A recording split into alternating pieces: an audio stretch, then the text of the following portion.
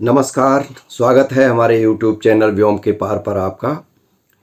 आज प्रस्तुत कर रहे हैं सूरदास का ब्रजभाषा में लिखा एक महत्वपूर्ण पद, और ये पद कूट पद कहलाता है।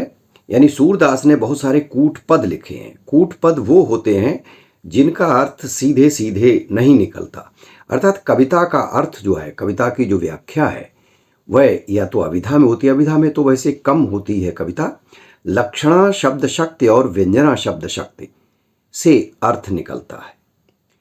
लेकिन जिसका अर्थ, जिसका आशय, जिसकी व्याख्या लक्षणा से और व्यंजना से भी न की जा सके और किसी प्रकार से उनका अर्थ घुमा फिरा करके जब लगाया जाता है तो ऐसी कविता कूट पद कहलाती है। सूरदास ने ऐसे कुछ प्रयोग किए हैं और कवियों ने भी किए हुए हैं, कबीर ने भी किए हैं। लेकिन आज हम सूरदास के एक बहुत ही प्रसिद्ध कूट पद यहाँ प्रस्तुत कर रहे हैं। यह भ्रमर गीत का है। भ्रमर गीत परंपरा का आशय ये है कि जब कृष्ण मथुरा से चले गए और गोपियों को ये कह गए कि हम जल्दी लौट के आते हैं, यानी गोकुल से, वृंदावन से जब वो चले गए तो और कहा कि हम बस आते हैं जल्दी से, लेकिन वो आए नहीं। 15 दिन की कह गए थे। गोपियों ने बहुत प्रतीक्षा की, महीना हो गया और ज़्यादा हो गया, लेकिन कृष्ण फिर नहीं आए। तो गोपियों के माध्यम से सूरदास ने उस जो विरह की व्यथा है उसे उन्होंने कहा है, और भ्रमर गीत के माध्यम से, यानी उद्धव और सूर का और गोपियों का जो संदेश है, उद्धव सूरदास के माध्यम, सूरदास ने जो लिखा है भ्रमर गीत, उसमें उद्धव कृष्ण के संदेश को लेकर के गोपियों के पास से आते हैं। तो वो एक, उसके कई छंद हैं, कई पद हैं और बहुत महत्वपूर्ण है वो अंश। तो आज हम उसी में से इस कूट पद को प्रस्तुत कर रहे हैं। पहले हम प्रस्तुत करते हैं उस पद को, फिर उसका आशय यानी उसका अर्थ खोलेंगे, कूट शब्दों का अर्थ देखें। यह पद पाठ्यक्रम में भी है, तो इसलिए इसे छात्र भी सुन सकते हैं, छात्र नोट भी कर लें और बड़े लोग भी सुने, जो भक्त कवि हैं, भक्ति भाव रखते हैं वह भी सुने, और जो काव्य प्रेमी है वह भी सुने। ब्रजभाषा का ये अद्भुत कूट पद है, देखें।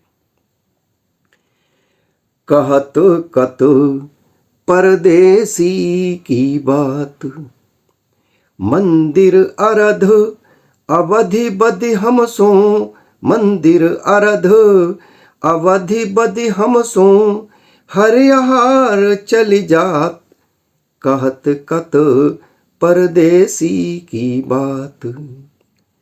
शशि रिपु बरस सूर रिपु जुगबर, शशि रिपु बरस सूर रिपु जुगबर, हर रिपु कीन्हो घात, कहत कत परदेसी की बात। ओ मघ पंचक ले गयो सांवरो, मघ पंचक ले गयो सांवरो, ताते यति अकुलात, कहत कत परदेसी की बात।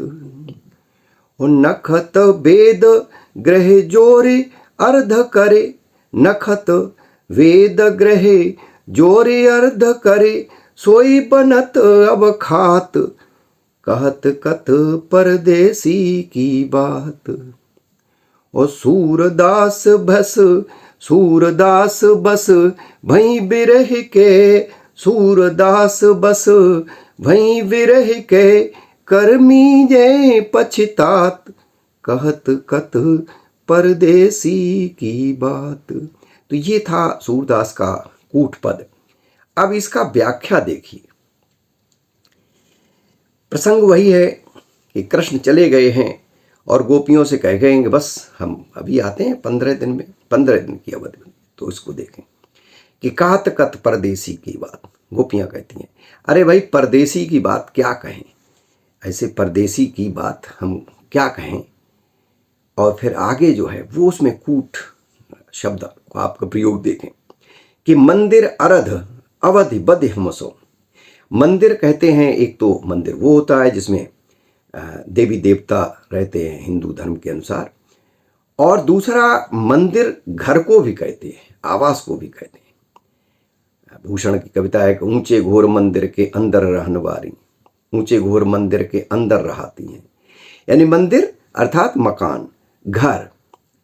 मंदिर का आधा पखा है, और इसको पाख भी कहते हैं। और पाख यानी तद्भव शब्द है पाक, और इसका तत्सम शब्द है पक्ष। यानी मंदिर का आधा, पाख, पक्ष। और पाख का दूसरा अर्थ है 15 दिन का, महीने का जो 2 भागों में बांटा जाता है, कृष्ण पक्ष और शुक्ल पक्ष। तो कृष्ण पक्ष और शुक्ल पक्ष, ऐसा 15-15 दिन का समय। तो मंदिर अरध अवधि बध हमसो। अवधि माने समय और बध माने वादा कर गए। मंदिर के आधे यानी घर का आधा, मकान का आधा पक्ष, पाक, और पक्ष यानी 15 दिन का हमसे वादा कर गए। तो इस प्रकार से इसका अर्थ निकला कि मंदिर अरध अवधि बध हमसो, हमसे कृष्ण 15 दिन की समय की लौट आने की, 15 दिन के समय में हम लौट आए थे, ये वादा करके गए थे। यानी मंदिर अरध अवधि बध हमसो, हमसे 15 दिन के में वापस आने की कह गई थी। अब कितना समय हो गया, इसको भी कूट शब्दों को खोलें कि हरि आहार चले जात। हरि माने एक तो भगवान है, विष्णु का नाम है यार। दूसरा हरि सिंह को भी कहते हैं। अब सिंह का अर्थ यहाँ लगेंगे तो हरि यहाँ सिंह का किससे लगाएंगे? हरि आहार, सिंह का भोजन। सिंह का भोजन मांस, मांस खाता है। और यहाँ मांस से अर्थ लगाएंगे महीना, यानी मास 15 दिन चली जात।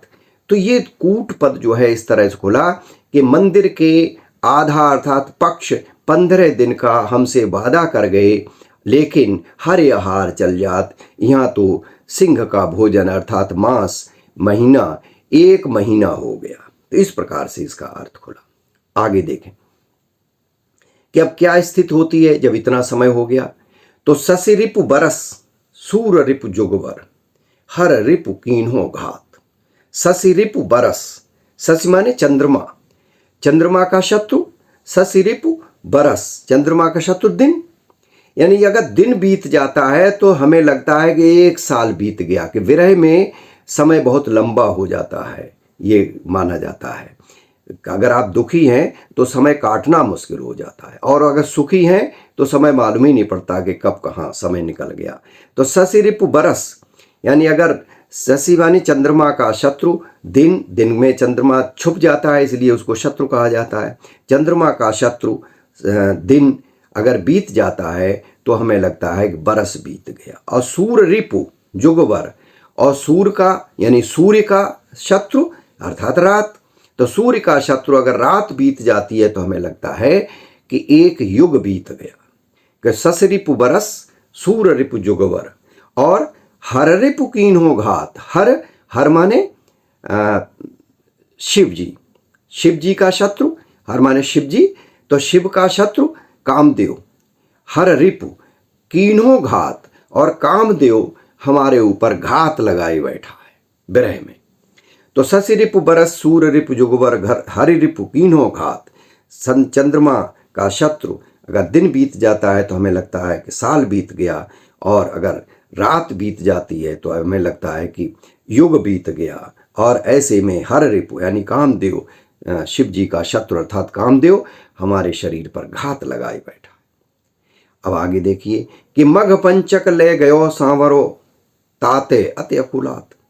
मघा नक्षत्र से पंचक नक्षत्र आ गया है। यानी नक्षत्र जो होते हैं 27 नक्षत्र होते हैं, तो नक्षत्रों का समय रहता है। तो यहाँ सूरदास जी कहते हैं, गोपियों के माध्यम से कहते हैं, यानी गोपियाँ इसमें बात कर रही हैं कि मघा नक्षत्र से पंचक नक्षत्र आ गया है, और आकाश में ले गयो सांवरो, और आकाश में बादल छा गए हैं। दूसरा इसका अर्थ है मघा नक्षत्र से पंचक नक्षत्र हो गया, और सांवरो अर्थात कृष्ण इतना समय लगा दिया उन्होंने। ताते अति अकुलात, इसलिए हमारा मन बहुत व्याकुल है। अब ऐसी स्थिति में हम क्या करें? इसको देखिए कूट पद को कि नखत वेद ग्रह जोर अर्ध कर सोई बनत अवखात। अब हमें क्या बनता है, अब क्या हमें सुझाई देता है, क्या खाएं हम? तो हम खाएं नखत वेद। देखिए इस तरह के कूट पदों के माध्यम से हमारा एक बौद्धिक व्यायाम भी होता है। बहुत सारी चीज़ें अगर इनको आप खोजेंगे तो मालूम पड़ती है और बहुत सारी चीज़ों की जानकारी भी होती है। तो ये इन ऐसे पदों का, ऐसी कविताओं का यह एक अलग से महत्व है। नखत यानी 27 नक्षत्र, नक्षत्र 27 होते हैं। अब यह संख्या जोड़ी जाएगी। नखत वेद ग्रह जोरे, यानी यहाँ कहा गया है कि नक्षत्र वेद और ग्रह सबको जोड़ लो, फिर उनका आधा कर लो, जो बचता है वही अब हमें खाते हुए बनता है। अर्थ इसका है कि नखत यानी 27 नक्षत्र, वेद 4, 27 और 4 31, ग्रह 9 ग्रह, तो 27 नक्षत्र 4 वेद और 9 ग्रह, तो सबका टोटल मिला करके हुआ 40। जोर यानी जोड़ लिया तो 40 हुआ। अर्ध कर, अब इनका आधा कर लो 20, और 20 अर्थात 20। अब हमको तो यही लगता है अब हम 20 खा लें, सोई बनत अवखात।